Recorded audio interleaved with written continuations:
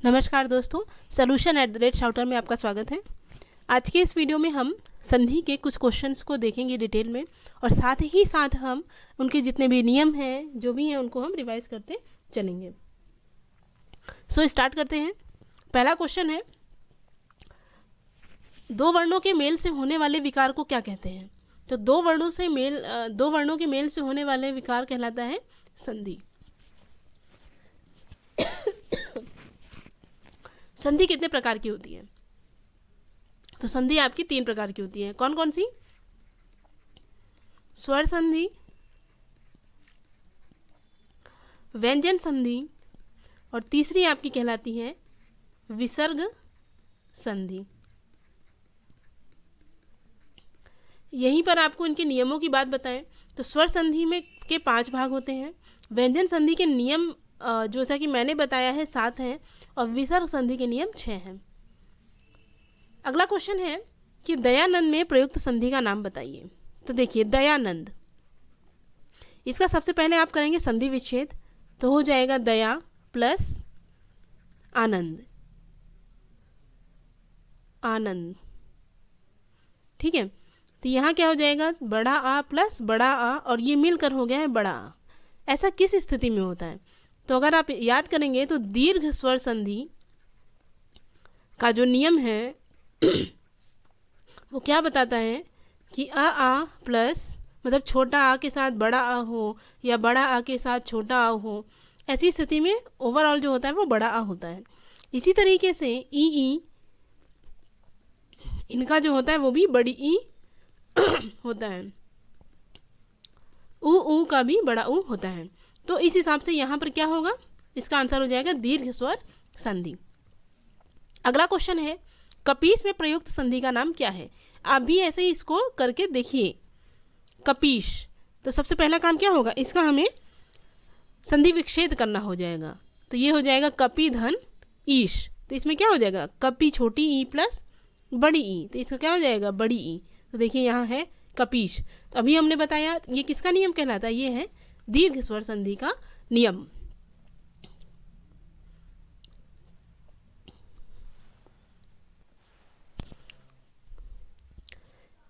अगला क्वेश्चन है, सदैव में कौन सी संधि होगी? सदैव, तो इसका संधि विच्छेद करिए, क्या हो जाएगा? सदा धन एव, सदा धन एव, और इसका क्या हो जा रहा है? ए। तो देखिए, अब यहाँ पर आप याद करिए कि पहली बात तो ये आपको यहाँ से दिख ही रहा है कि आ धन ए होगा, तो ये स्वर है, तो ये जाहिर सी बात है इसमें जो इसका सही आंसर होगा वो स्वर संधि होगा। लेकिन अगर आप अपने से देखें कि स्वर संधि में ये कौन सा पार्ट होगा, तो देखिए क्या हो जाएगा? ये स्वर संधि का नियम वृद्धि संधि। ठीक है,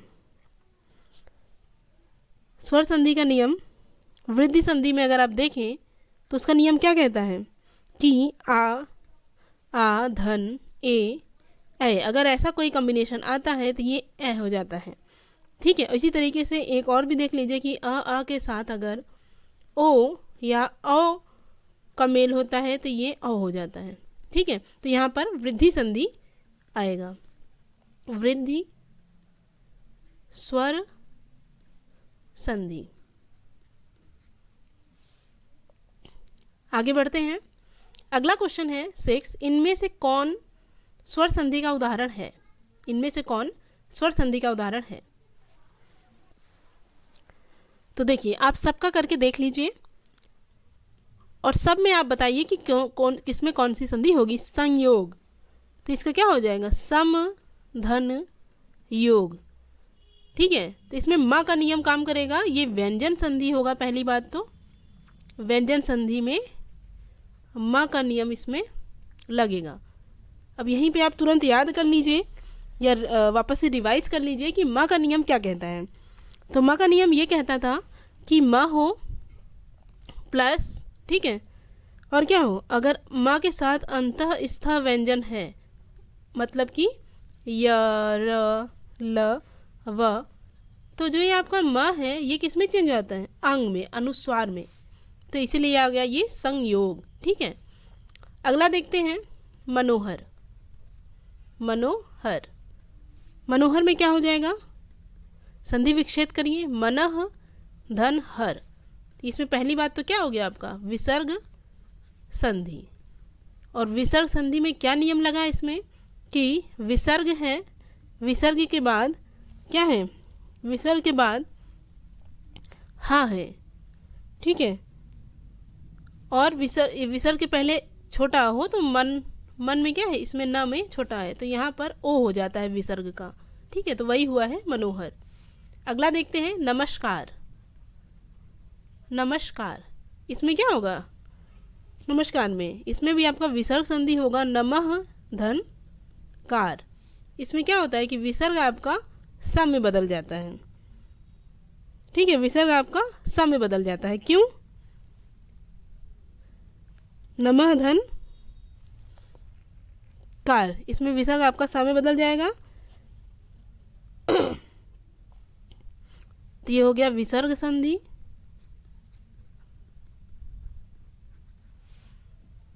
इसके बाद है पवन। पवन का क्या हो जाएगा, संधि विच्छेद, पो धन अन, पो धन अन, क्या हो गया, ओ धन अ।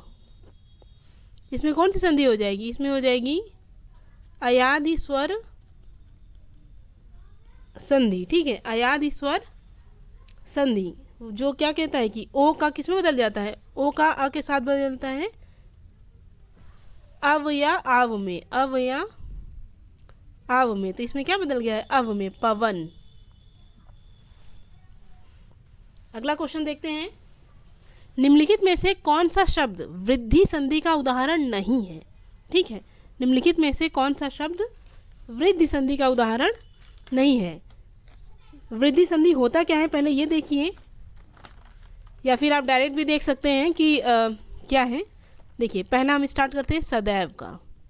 सदैव मतलब सदा धन एव, आ धन ए, क्या हो गया ये ए। तो जाहिर सी बात है ये आपका वृद्धि का नियम है, मैंने अभी पीछे बताया। अगला देखते हैं जलौग।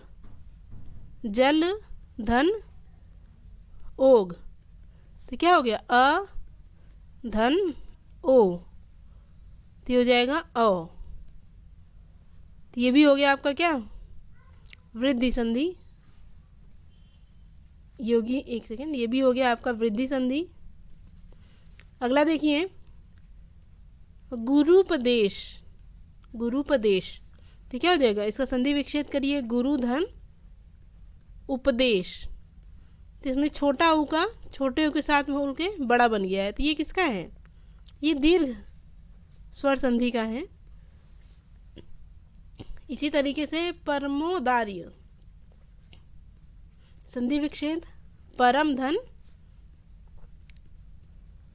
ओदार्य। तो देखिए आ धन ओ, आ धन ओ क्या बन गया, परमोदार्य ओ। ये किस में होता है, वृद्धि स्वर संधि में होता है। तो इसका सही आंसर हो जाएगा गुरुपदेश, क्योंकि इसमें दीर्घ स्वर संधि है। अगला क्वेश्चन देखिए, निम्नलिखित में से दीर्घ संधि युक्त पद कौन सा है। महर्षि, महर्षि का करिए संधि विच्छेद, महाधन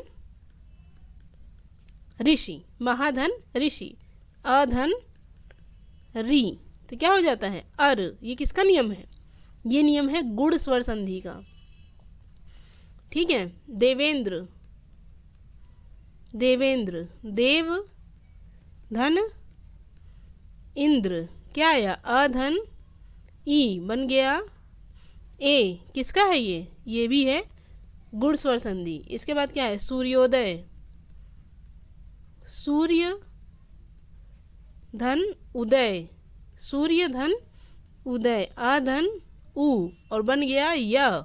ये किसका है, ये है गुण स्वर संधि का, नहीं सूर्योदय ओ, सॉरी ओ हो गया, ठीक है। अधन उ ओ गुण स्वर संधि। अगला है दैत्यारी, दैत्य धन अरि, अधन अ बन गया बड़ा आ, ये हो गया दीर्घ स्वर संधि का। ठीक है, तो ऐसे ही आप कोई भी शब्द देखिए तो उसमें देखिए कि ऐसा ही नहीं कि सिर्फ आप क्वेश्चन सॉल्व करें, इसमें देखिए कौन सा नियम लग रहा है, कौन सी संधि है, सब कुछ।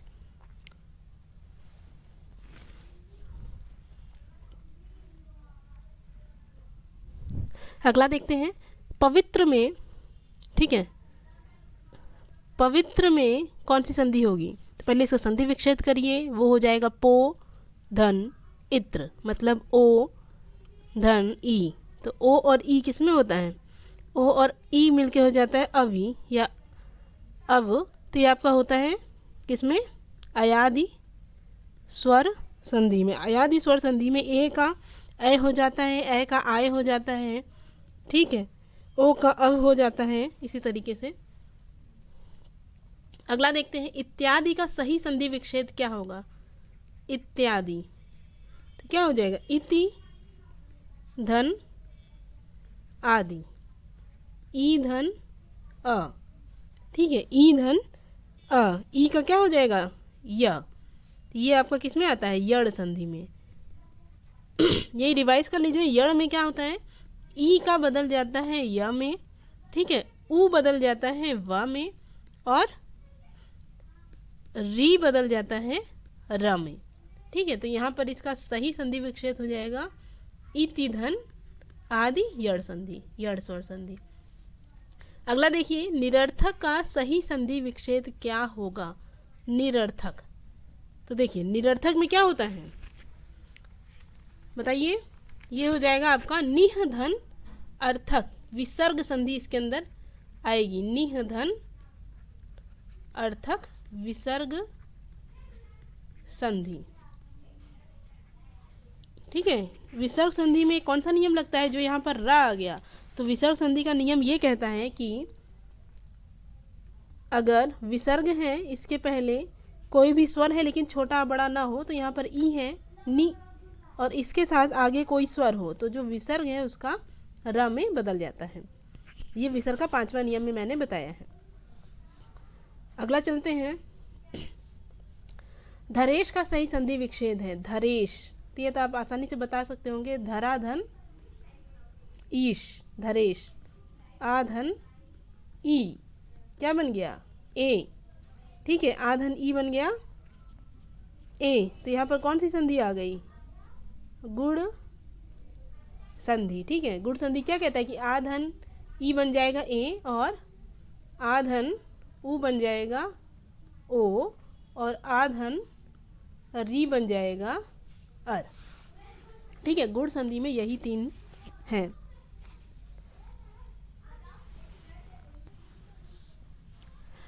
आगे चलते हैं, निराशा का सही संधि विच्छेद है। निराशा का सही संधि विच्छेद होगा निह धन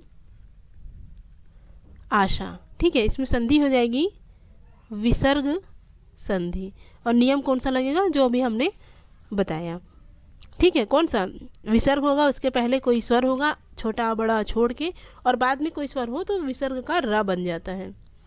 अगला क्वेश्चन चलते हैं, महोष्ण का सही संधि विच्छेद होगा। महोष्ण, तो बताइए क्या हो जाएगा? महा धन उष्ण, नियम क्या लगेगा? आ धन उ, और बन गया ओ। तो ऐसा किस में होता है? ऐसा होता है गुण स्वर संधि में। ठीक है, आगे चलते हैं, आशीर्वाद। देखिए आशीर्वाद का पूछा है सही संधि विच्छेद, तो क्या हो जाएगा? आशीर्वाद का सही संधि विच्छेद होगा आशीह धन वाद। विसर्ग संधि का एग्जाम्पल है, अगेन वही नियम लगेगा। ठीक है, विसर्ग संधि का है ये। इसमें क्या नियम लगा है? विसर्ग है, स्वर है, और बाद में क्या होगा? बाद में आपका यारा लावा है, तो यहाँ पर ये आपका विसर्ग का र हो जाएगा। याद रखिए, स्वर हो, बस छोटा बड़ा ना हो, उसके बाद विसर्ग हो, उसके बाद आपके अ आ उ हो, या फिर तीसरा चौथा पांचवा, मतलब कि जैसे क ख ग घ में ऐसे होता है, तो क ख वाली लाइन छोड़कर ग घ अंगा ज झ य ऐसे हो, या फिर य र लावा हो, तो विसर्ग का र में परिवर्तन हो जाता है। अगला देखते हैं, महेश का संधि विच्छेद होगा, महेश। तो आसानी से आप बता सकते हैं, महाधन ईश। ऑप्शन नंबर 2 सही होगा। और कौन सी संधि होगी, तो देखिए आधन ई बन गया ए, ठीक है, आधन ई बन गया ए, तो इसमें क्या हो जाएगा, गुण संधि। आ धन ई बन गया ए। अगला देखिए, सन्मति का सही संधि विच्छेद है, सन्मति। तो क्या हो जाएगा, यहाँ पे पहली बात तो त का नियम लगा है और दूसरा व्यंजन संधि है, ठीक है, व्यंजन संधि है। त का नियम में कैसे लगा है, पहले जिसका सही संधि विच्छेद देख लीजिए, सत धन मति। और नियम क्या कहता है कि त के बाद जो भी होगा आपका, त के साथ अगर है ना, त के साथ अगर म है तो त का नियम क्या कहता है कि ये आपका सत धन मति हो जाएगा, सन्मति।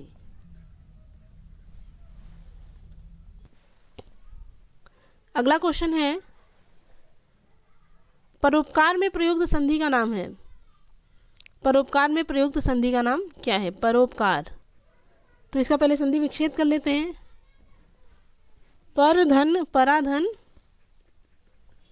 उपकार, आधन उ बन गया ओ, तो क्या हो जाएगा, गुण संधि।